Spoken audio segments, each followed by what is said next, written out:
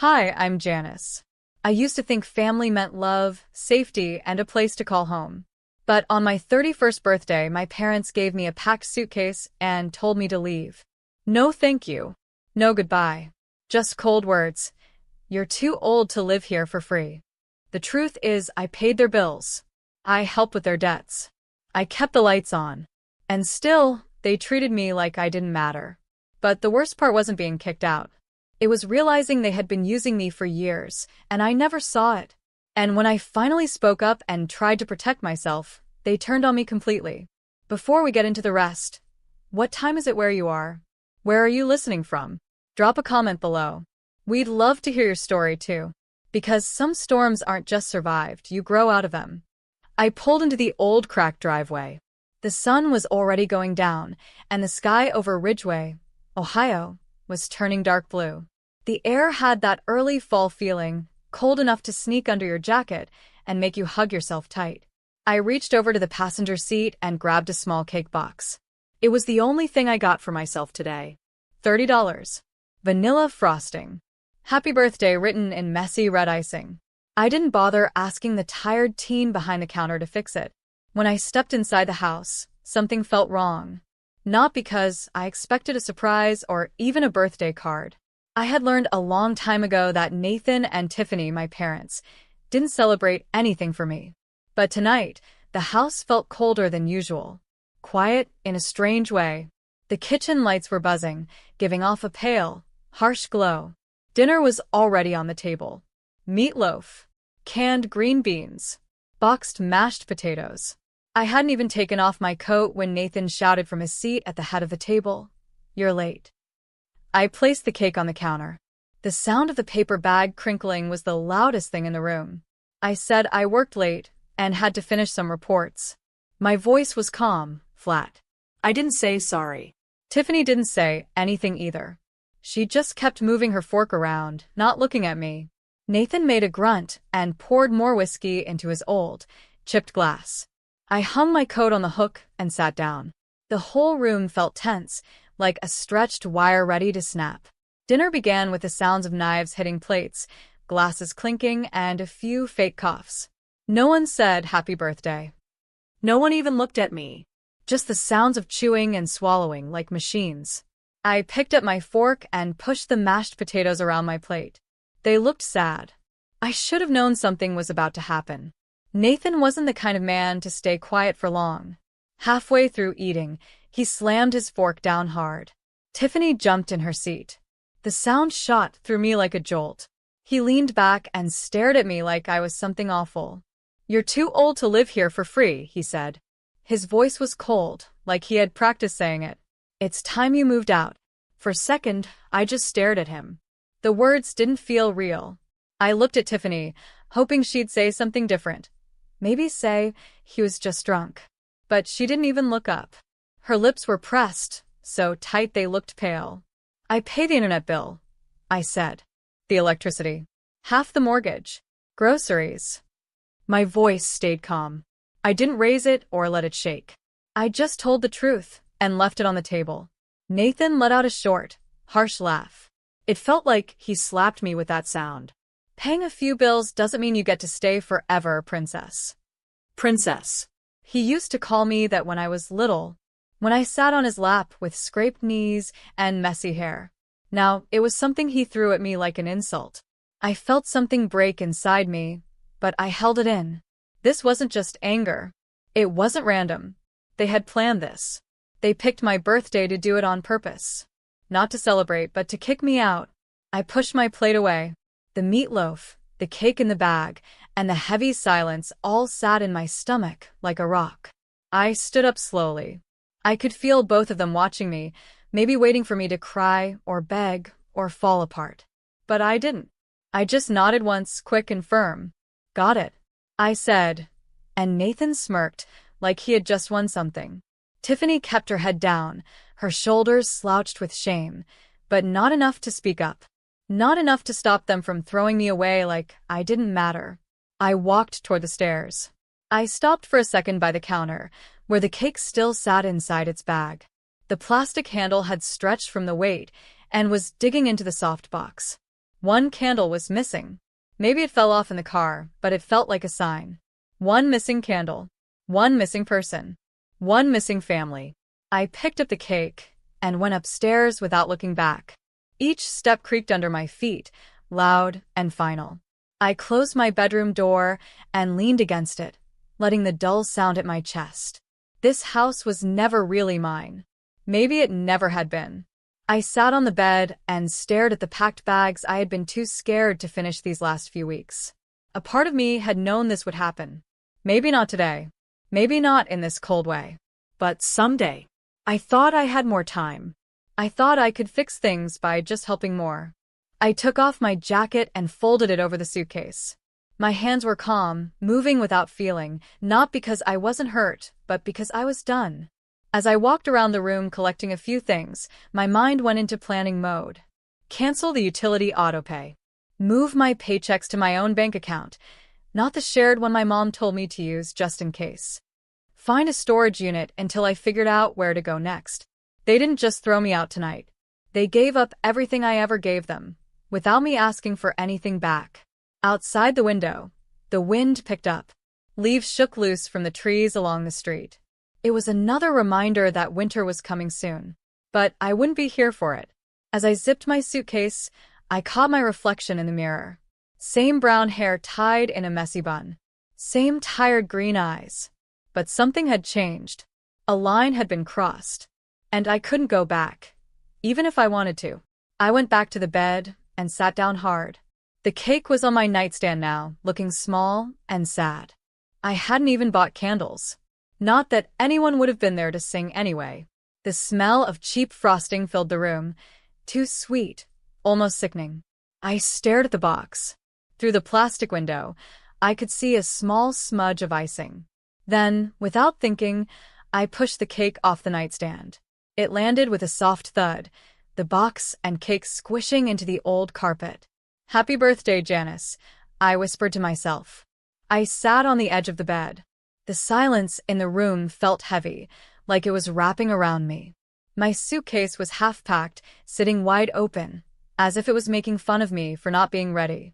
Outside, the wind blew against the windows, making the loose glass rattle.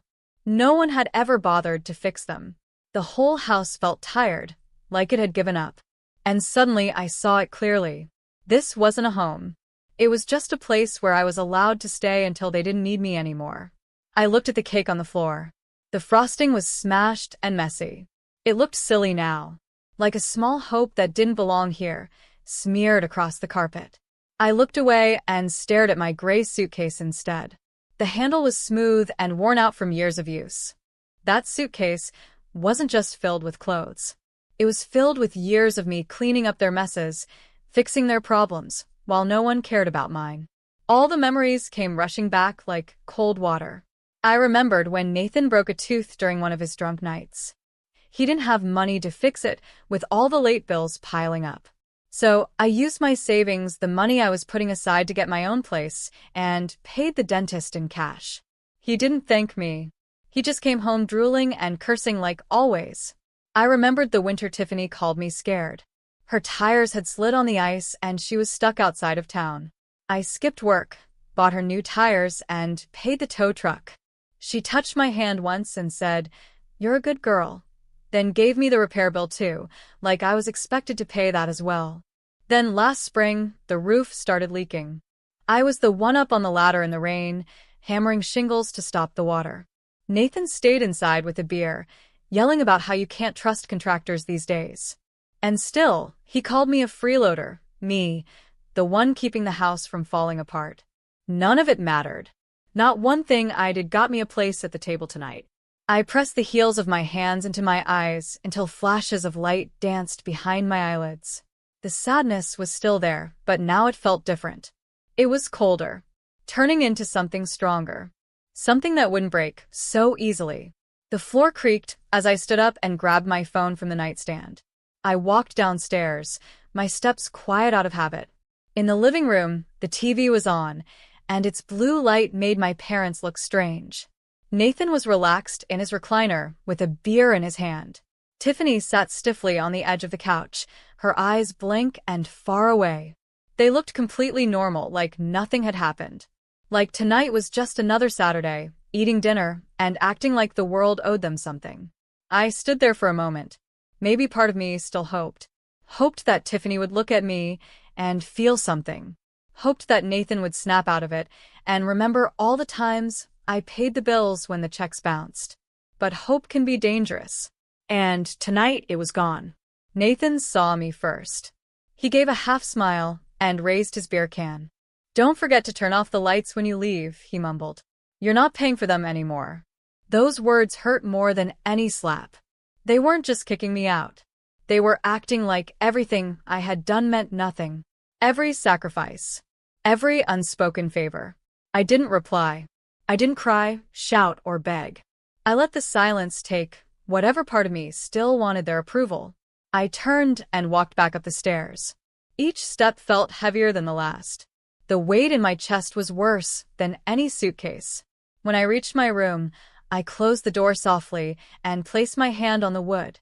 It felt like I was sealing away the part of me that once believed family meant loyalty. I stood there for a while, breathing in the musty smell of old carpet and faded memories. Then I reached under the bed, pulled out my laptop, and placed it on the nightstand. If they thought they could throw me away and still live off the things I handled behind the scenes, they were wrong. I opened the laptop. Its pale screen lit the room. My fingers moved fast. Years of paying bills and sending money online had trained me well. One by one, I opened the accounts: electricity, water, gas, all under my name. I hovered over the cancel button. My fingers shook for a second, then pressed down. Electricity, canceled. Water, canceled. Gas, canceled. Each click felt like cutting a rope that had kept me tied to this place. In this house, love only mattered when it was useful. And betrayal was always quiet, never spoken out loud. Next, I opened the bank account, the one my mother said we should keep together for emergencies. I moved the rest of my money into a private account I had set up months ago, back when a small voice in my head warned me that this day would come. Transfer complete. Then I logged into the cable and internet accounts. These were services they used every day without thinking, never knowing the bills were in my name, paid with my income. They watched shows for hours, scrolled through their phones, all on my dime. Cancel. Cancel. Cancel. Every click gave me a little bit of power back. Power they always acted like I didn't have. I paused for a second on the auto insurance. Nathan's truck. Tiffany's old Camry. Both were under my plan because it saved them a couple $100s each month. I could almost hear Tiffany's voice from last year, sweet and fake, saying, "You're so good with money, honey. It just makes sense." It made sense for them, not for me. I clicked remove vehicle for both. My heart was beating fast, not because I was scared, but because I felt something like relief. A sharp, quiet kind of victory. When the last account was closed, I shut the laptop. The small snap of it closing filled the room. The silence felt different now, cleaner, clearer. This wasn't about getting even. It wasn't even about being angry anymore. It was about fairness. They wanted me gone? Fine. But they were finally going to feel what it meant to lose the daughter who had kept everything running. Quietly. Without credit. Downstairs, the TV was still loud. I could hear fake laughter from a sitcom drifting up the stairs. I wondered how long it would take before the lights shut off, before the heat gave out, before reality broke into their bubble of comfort. I wasn't going to stick around to see it. Tomorrow I'd be gone. But tonight, I began taking apart the house they built on my back, one piece at a time. The glow from my laptop screen faded a little as I leaned back. My hands hovered above the keyboard. It was almost midnight. The house was quiet, pretending to be peaceful. Outside my window, the oak trees moved gently in the cold wind. I could smell dry leaves in the air and feel the first signs of winter coming. I sat there for a moment, feeling the tiredness in my body. But it wasn't just from today. It was from years of doing too much, being responsible for everything, and never being seen. But I couldn't let myself rest, not yet. I cracked my knuckles, let out a slow breath, and focused. First up, the electricity bill. I had been the one to take over that account years ago, after Dad forgot to pay, and we went 3 days without heat. My fingers moved fast. The password came to me right away. In just a few seconds, I opened the payment section. My heart was calm, and my mind felt clearer than it had in years. I clicked Remove Payment Method. A message popped up asking me to confirm. I clicked Submit right away, without pausing. Next was the water bill. I did the same thing. Canceled the automatic payment and deleted my debit card info. It felt like quiet satisfaction, cold but strong. I wasn't just walking away. I was removing myself carefully, step by step, from every part of the house that still depended on me. Then I opened the Netflix account. I almost laughed when I saw the profile names: Dad, Mom, even one labeled Family Movie Night. That was funny, since we hadn't had one of those in almost 11 years. I deleted the account. Internet gone. Cell phone extras gone. My Amazon Prime disconnected from the house. Each click wasn't done to hurt them. It was survival. It was the truth showing up through action. After about an hour, I pushed the laptop to the side and pulled out a yellow notepad from the drawer. I wrote down everything I had canceled, everything that would stop working when the morning sun came up and touched the walls of this falling-apart house. I needed to see it on paper, a full list of what they used and never thanked me for. As I finished writing, a rush of old memories came over me. Staying late at work to earn extra money for a heating bill. Canceling trips so Tiffany could fix her car. Missing birthdays because they always needed something more. I gripped the pen harder, making my hand stop shaking. This wasn't about getting back at them. It was about saying, I'm done. I opened my banking app and looked at the emergency savings account I had made years ago. Back then, I thought it was a smart idea, something to protect the family so we'd never lose heat again or sit in a dark house. The account had my name first, but I had allowed them access because that's what family is supposed to do. I tapped the freeze account option. That meant no money could be taken out and no transfers allowed. To unlock it again, they'd need to go through weeks of paperwork and get signatures. But by that time, I'd be long gone. When the screen confirmed it was frozen, I finally felt something loosen inside me. A knot in my chest began to relax. I had given them everything. My money, my time, my loyalty, and too many chances. But tonight, I finally chose myself. Just then, a new email popped up. It was from Adam, my cousin. He sent a meme, just a cartoon dog sitting in a room on fire saying, "This is fine." No message. Just that. I let out a quiet, dry laugh. Adam, for all his problems, always knew when something was wrong. I thought about replying, but I didn't. I didn't want to pull Adam into this. He was family by blood, but he wasn't part of the mess. Some bridges needed to burn without anyone watching. Instead, I opened a blank email and typed the subject line slowly, almost like a machine. You asked me to leave. Now so has my support. I stared at the blinking cursor. My fingers hovered over the send button. My heart thudded once, twice, then I closed the tab. They didn't deserve a message. They deserved the same silence they gave me tonight. The clock on my laptop showed 2:47 a.m. The house made small creaks as it settled, and I heard the soft clink of a bottle hitting the sink downstairs. I pictured Tiffany sitting on the couch, holding her glass of wine, watching old shows like nothing was about to change. The heater turned on with a low groan, vibrating through the floor. Probably the last warm night they'd have for a while. I checked every cancellation, every frozen account, every service I had disconnected, all set to activate at sunrise, clean, final, and something they couldn't undo.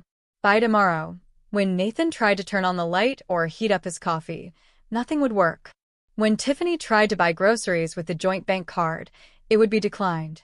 When the internet cut out in the middle of her favorite show, they would understand. They would feel it. I didn't smile. I didn't cry. I just felt empty. But it wasn't the kind of empty that hurts. It was the kind that makes space for something better. At 2:55 a.m., I closed my laptop with a soft click and leaned back in my chair, watching the shadows move across the ceiling. My bag was packed. My car, parked 2 blocks away so no one would notice, was ready to go. Tomorrow, I would leave this town behind. Leave the broken promises and heavy guilt behind too. Tomorrow, they would wake up without the daughter they never really thought about. Morning light was just starting to peek through the thin blinds of Julie's apartment when my phone buzzed on the nightstand. I pulled the covers tighter around me, hoping for a second that it was just a wrong number. But one look at the screen killed that hope. 12 missed calls, Tiffany, Nathan, and a few unknown numbers.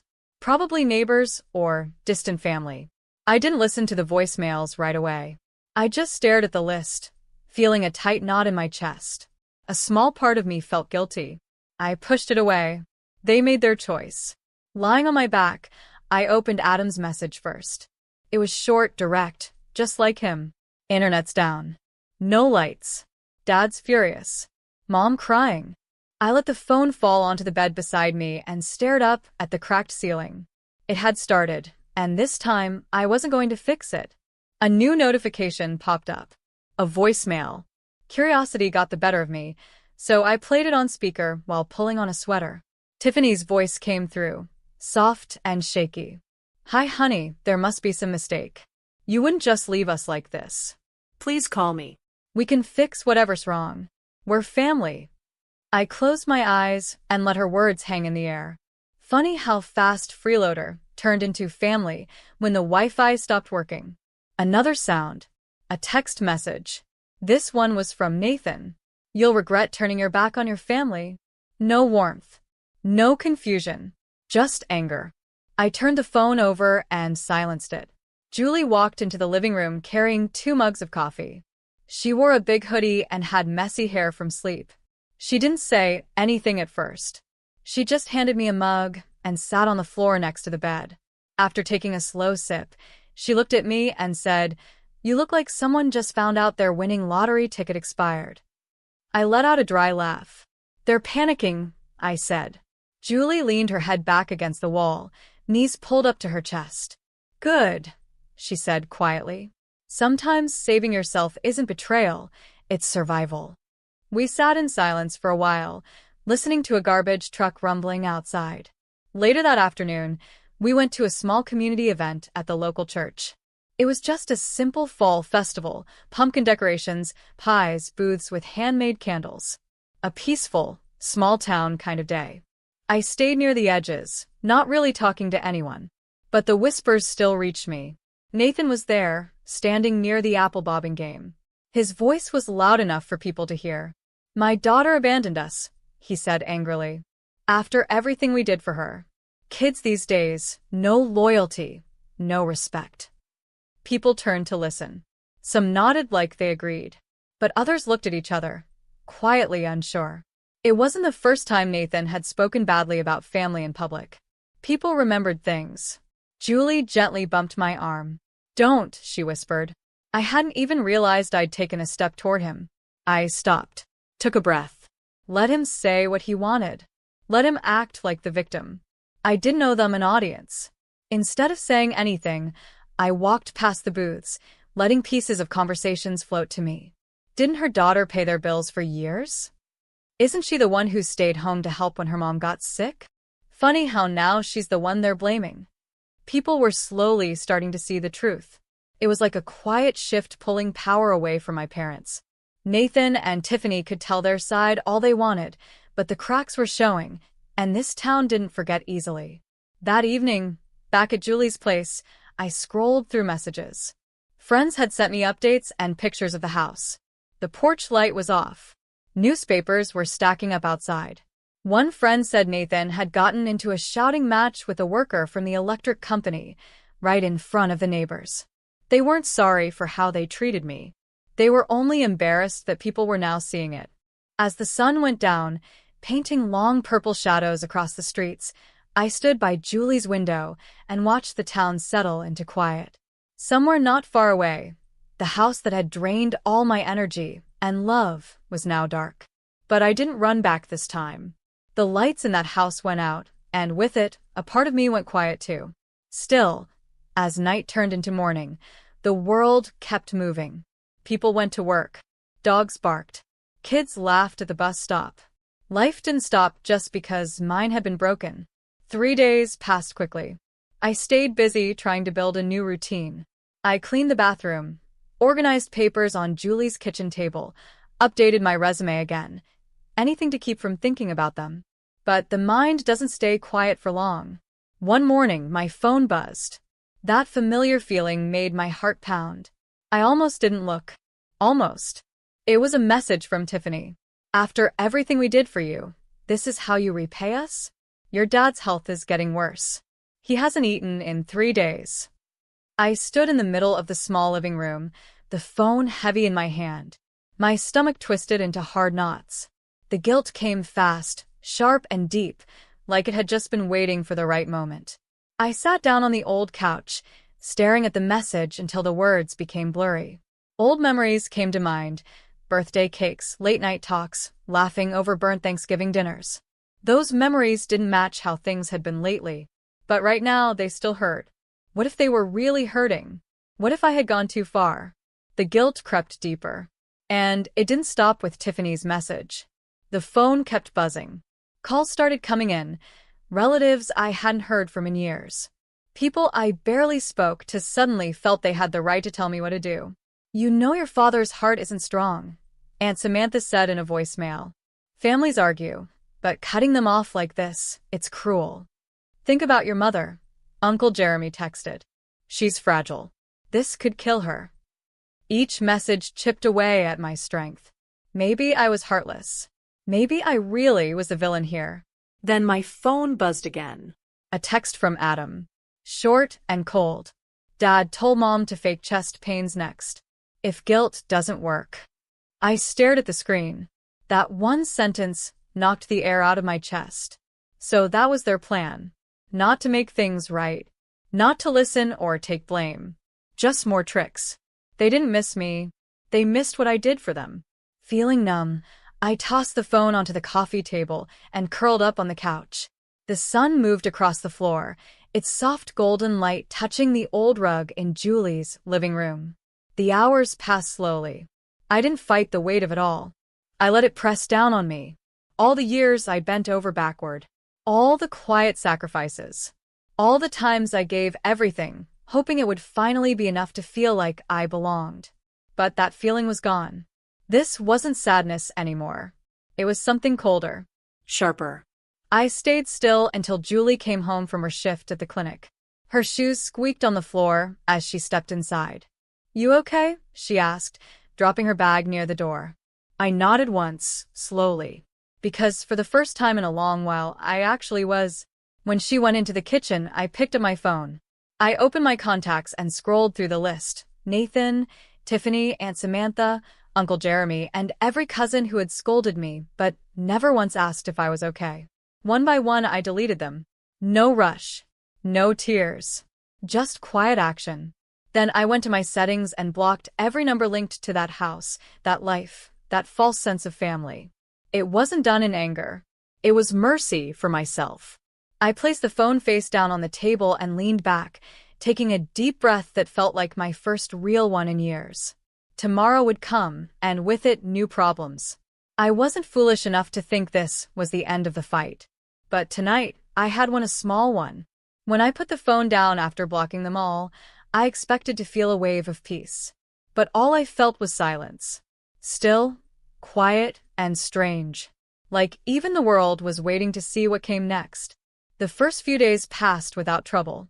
I helped Julie organize her apartment, applied for jobs in nearby towns, and even cooked us dinner. Little steps. Small signs that maybe, just maybe, life could feel normal again. I had escaped the damage they tried to leave in my heart. Then it started. It was a Sunday morning. The cold of fall had started to slip in through the windows. I was drinking weak coffee from one of Julie's chipped mugs when my phone buzzed on the table. At first, I thought it was another job rejection.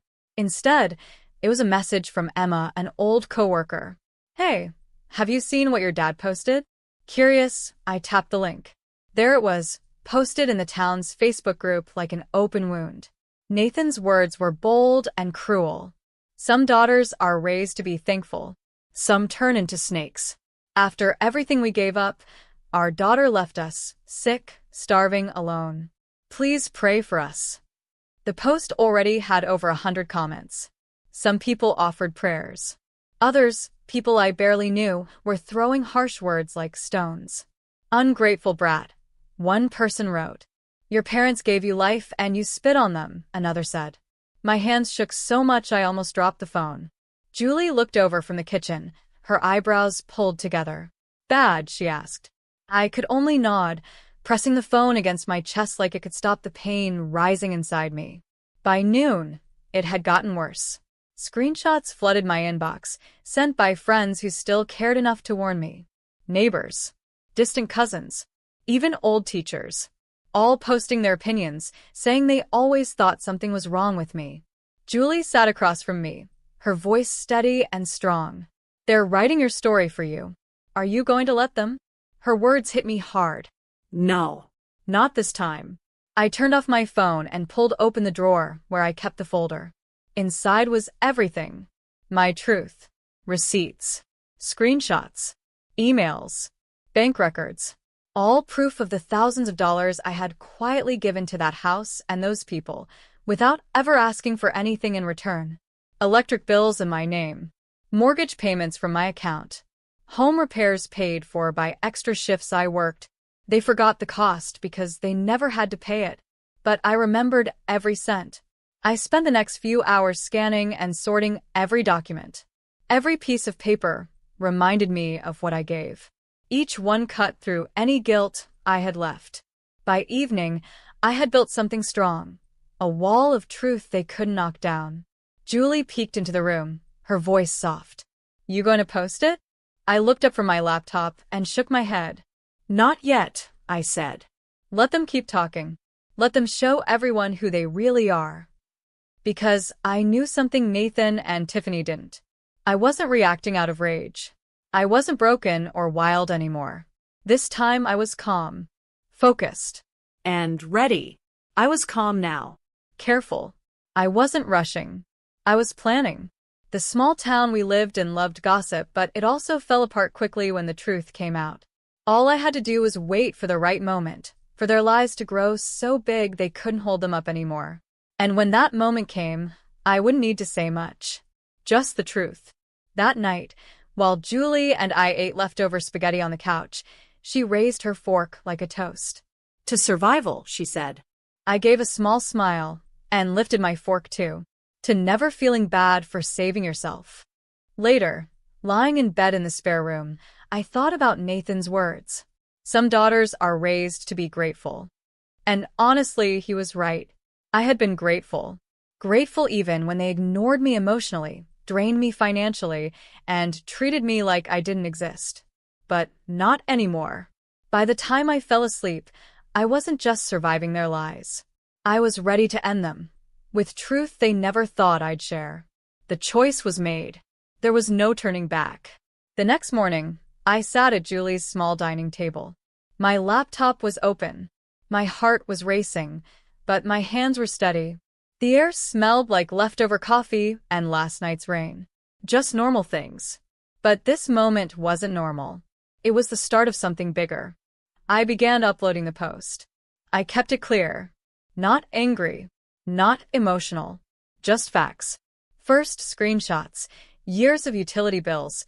Power, water, internet. All in my name. All clearly dated. Then, bank records. Proof that I had made monthly mortgage payments, even when Nathan's paycheck could have covered it. I added emails from our landlord, showing I had paid for repairs that kept the house together through cold Ohio winters. At the end, I wrote a short timeline. The years I gave up vacations, birthdays, even simple self-care, just to keep a roof over their heads. Then I ended it with one simple sentence. When they asked me to leave, they didn't just lose a daughter. They lost the person who kept the lights on when they weren't looking. I hit post. For a moment, everything was still. The only sound was the low hum of the fridge. Then my phone buzzed. Once. Then again. It started slow. A few likes. Some shocked comments. A couple private messages from old school friends saying, I always wondered why you stayed so long. Then it grew fast, like a dam breaking. Dozens of shares. Hundreds of comments. Neighbors. Former teachers. Even people I barely knew. People I barely remembered started speaking up. One neighbor wrote, I remember seeing her shoveling their driveway alone when she was 17 while her parents yelled at her from the porch. Another said, Nathan always bragged that he never paid a cent for the bills once Janice got a job. More and more stories came out, like old wounds finally opening. People had noticed more than I ever realized. They had just stayed quiet until someone finally told the truth out loud. Meanwhile, Nathan and Tiffany started to panic. Nathan tried to fight back first. He posted an angry message. All families have misunderstandings. My daughter is making things sound worse than they are. It's sad, really. But it didn't work. The comments were quick and sharp. Funny how you never mentioned her paying your bills until now. One person wrote. You don't seem too sick to cash her checks, another added. Then Tiffany tried a different way, guilt. My voicemail filled up. Janice, please. Your father isn't well. I didn't know he was going to post that. This is all a big misunderstanding. Please take it down before people think badly of us. There was a time when her voice, that begging tone, would have broken me. Not anymore. I knew it wasn't about feeling sorry. It was about saving their image. That afternoon, Julie and I walked to the fall festival in the town square. The air smelled like caramel apples and hay. Kids ran around, laughing near the bounce houses. A brass band was getting ready to play near the courthouse steps. I felt the stares as soon as I arrived. But it wasn't anger anymore. It felt softer, sadder, like people were starting to understand. I walked past Mrs. Eric, my old elementary school teacher. She gave me a small, sad smile and nodded. Mr. Walter from the hardware store tipped his hat in silence. Then, near the pumpkin carving table, a woman I barely knew, one of Tiffany's old church friends, came up to me. She gently touched my shoulder and said, You deserved better, sweetheart. We all knew. We were just too afraid to say it. Tears filled my eyes, but I blinked them away. I gave her a quiet thank you. It felt small, but it carried more meaning than words could explain. Standing there, in the middle of a town where I had once felt invisible, I finally saw the truth. The shame had never been mine. It had always belonged to them. As the sky darkened, fairy lights lit up the square. The smell of roasted corn filled the air. Music played. Children laughed. And for the first time, I didn't feel like an outsider. I didn't feel like someone standing on the edges, waiting to be noticed. I belonged to myself. Later that night, fireworks lit up the sky above the courthouse in red and gold. I stood still, head tilted back, watching the sky light up with color. A quiet voice inside me whispered, Sometimes the brightest things come after the darkest storms. And this time, I wasn't running from the mess. I was rising from it. The smell of burnt leaves floated through the air as I leaned against Julie's window, watching the town settle into another cool autumn night. Everything outside looked normal, peaceful, like nothing had changed. But inside, I knew I was standing at the edge of another fight. 3 days had passed since I shared the truth. I had almost let myself believe it was over. That maybe, just maybe, silence would be the last word between us. Then came the knock. It wasn't loud or angry, just a soft, almost shy tap at the door. I glanced at Julie. She looked up from her coffee, eyebrows pulled together in a quiet question. I crossed the small room and opened the door. A police officer stood there, holding a large brown envelope. Miss Janice Marin? He asked, voice calm. Yes, I said, my stomach tightening. He handed me the envelope. You've been served. Civil suit. Any questions, contact info is inside. I nodded, said thank you out of habit, and shut the door quietly. I stared at the envelope. I already knew who it was from. I sat down at the kitchen table, slid my finger under the flap, and pulled out the papers. Nathan was suing me. The charges were almost unreal, if they hadn't been so hurtful. Theft. Emotional abuse. Abandoning him financially. It was a tantrum, dressed up in legal language. Julie read over my shoulder. She shook her head and whispered, Unbelievable. They're doing this just because you finally walked away. For a moment, the guilt came back, fast and sharp, like a wound opening again. That old voice in my head returned. Maybe you're overreacting. Maybe you should have just stayed quiet. But that voice didn't control me anymore. I took a deep breath, steady and slow, and reminded myself of what was real. Not this time, I said out loud, standing up. I'm done saying sorry for choosing myself. By noon, I was on the phone with a legal aid office in Columbus. I explained everything clearly and calmly. I sent them all my proof, every bill, every receipt, every bit of support I had given over the years. They listened, asked smart questions, and then said they could help me. You have a strong case, the paralegal told me. Honestly, it sounds like you should be the one suing for being taken advantage of. But I didn't want revenge. I just wanted my life back. I followed their advice and filed my own formal complaints. This time, I clearly explained the years of financial control and emotional pressure I had faced. Elder abuse, I learned, can go both ways, especially when adult children are forced to give money and labor while being made to feel guilty if they say no. The response came fast. Tiffany called first. Her voice was shaky and overly emotional. Janice, please. You're tearing this family apart. We only wanted what was best for you. You're overreacting. Your father's not well. I didn't reply. An hour later, Nathan sent a text, his final blow. You think you won. Family always gets the last word. I stared at those words for a long time. They blurred as anger and sadness fought inside me. Then I opened the small drawer next to my bed. Inside, wrapped in tissue, was a tiny plastic cake topper. I had bought it for myself on my last birthday, the same day they kicked me out. Just one candle. A sad, broken reminder. I turned it over in my hand, thinking about how much hope I had once put into something so small and simple. Family isn't who you're born to, I whispered into the quiet room. It's who treats you like you matter. 3 days later, I stood outside the police station, holding legal documents. Beside me was a volunteer advocate from the legal aid office. The building looked plain, just gray walls and square windows, but I felt the weight of everything it stood for. Inside, Nathan sat at a worn wooden table. Tiffany was beside him, nervously twisting the strap of her purse. They looked smaller than I remembered. Angrier. Weaker. A police officer calmly told them that if they moved forward with the false charges, they could be sued for defamation and financial abuse, and that I had the evidence to prove it. Nathan's face turned red. He pushed his chair back, making it scrape loudly on the floor. This is a witch hunt, he yelled at the officer. She's manipulating everyone. No one said anything. Tiffany sank into her chair and started crying so loudly it echoed through the room. I didn't move. I didn't speak. I didn't have to. As they stormed out, the officer turned to me and said quietly, "You did the right thing. Don't let anyone tell you otherwise." Outside, the sun was surprisingly bright against the cool autumn sky. I stood still for a moment, letting the light warm my face. Behind me was the courthouse. Ahead was the town, quiet and calm. The air smelled crisp and fresh, like an ending and a beginning happening at the same time. With every step I took away from that building, I felt lighter. The heavy weight I had carried for years slowly faded.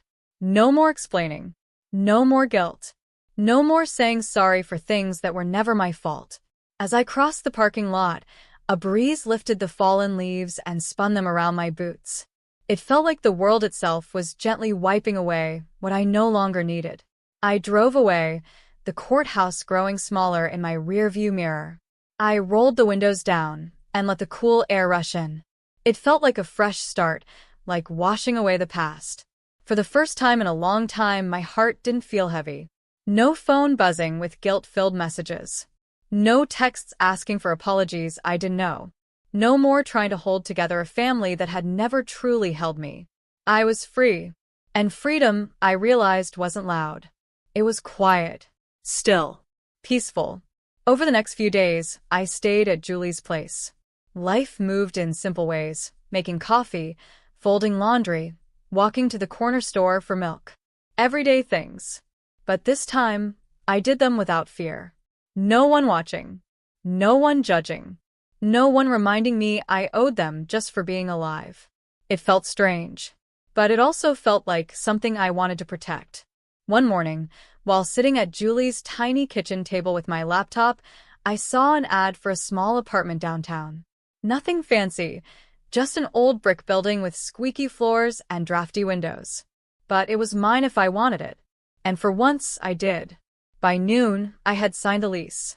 I didn't tell anyone except Julie. She handed me a chipped coffee mug and smiled.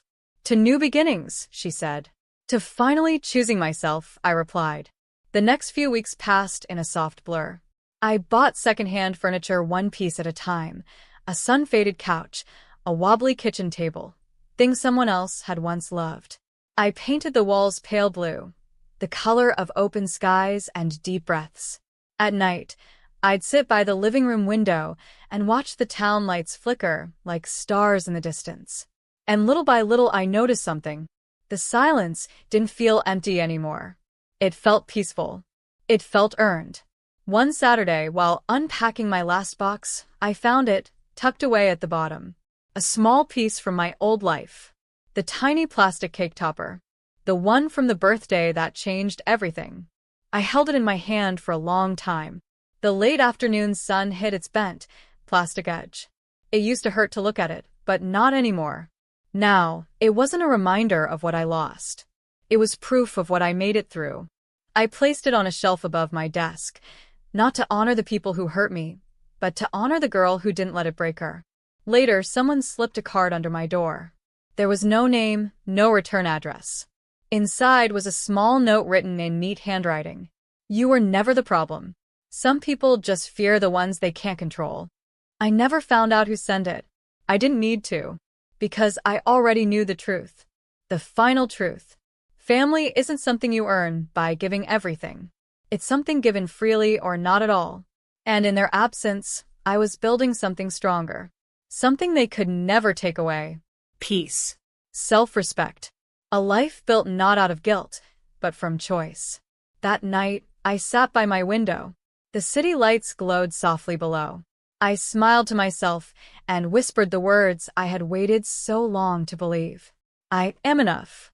Sometimes, the only way to become the person you're meant to be is to walk away from the people who raised you. Blood connects us, yes, but trust, kindness, and respect are what make real family. Have you ever had a moment where choosing yourself meant letting go of everything you thought you needed? I'd love to hear your story in the comments.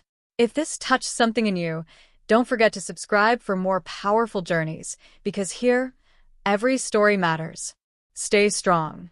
Stay true. Your story isn't defined by family drama. It's defined by how you rise above it.